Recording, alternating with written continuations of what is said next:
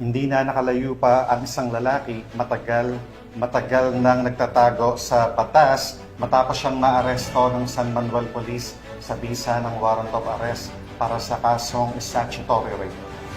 Patuloy naman ang panawagan ng PNP sa publiko na makipagtulungan sa mga otoridad sa pamamagitan ng pagbibigay ng impormasyon sa mga pinaghahanap ng batas upang masiguro ang pagpapanatili ng kaayusan at katarungan sa komunidad. Alamin ang iba pang impormasyon mula kay Patrolman Dennis Carinal.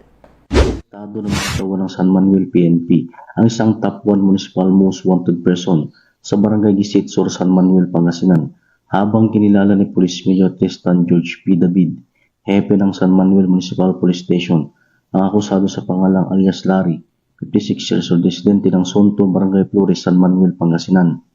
Dakong alas 10 ng gabi ng maresto ng sabing akusado sa bisa ng warrant of arrest ni Honorable Jacinto Mirin de la Cruz Jr., Acting Presiding Judge, Regional Trial Court, Branch 49, Urdaneta City, Pangasinan, sa kasong statutory rape na walang rekomendadong piyansa.